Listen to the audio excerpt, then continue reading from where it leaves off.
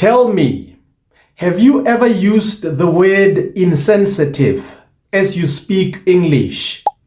Do you know what the word insensitive means? In this lesson, I want to make it easy and simple for you to understand the word insensitive. I also want you to know how you can use the word in your everyday English. The word insensitive tells us about someone who does not care about how other people feel. This is a person who does something or says something without caring about how it might badly affect others. For example, let's say you just buried your grandfather and you are still mourning his death. One of your friends then makes a silly joke about your grandfather who just passed on not long ago. When we talk to the friend who made the silly joke, we can say, "It was so insensitive of you to joke like that about his late grandfather." Again, for example, let's say you are going through a sad situation and you are stressed out. In that same situation, one of your friends then calls you by a name which you do not want to be called by. And as a result of that, you then become very angry and bitter. When we talk to that friend of yours, we can say to him or her, "How could you be so insensitive?" The word insensitive tells us about someone who does not care about the needs of others.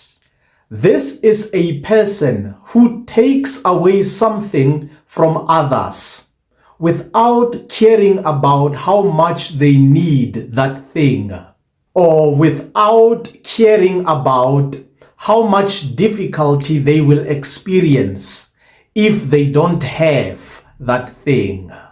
For example, let's say you cook food that is enough for 10 people, including me. I then go to the kitchen and I dish up for myself more food than what is enough for one person. I then eat all the food I dished up without caring about the other 9 people who have not yet eaten. In this case, I can be said to be insensitive because I took more than what I was supposed to take without caring about how that will affect others. Another example is that if a leader in the community is given money by the government to provide services in the community, but then the leader decides to use a portion of the money for his personal gain, such a leader is insensitive because he does not care about the needs of others.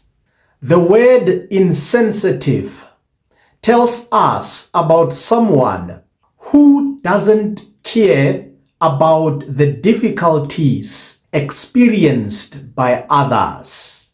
This is a person who occupies a certain position or a person who has been given certain powers to help others, but does not do so to their full capacity. For example, let's say employees of a certain company are experiencing difficulties in their workplace because of a shortage of equipment.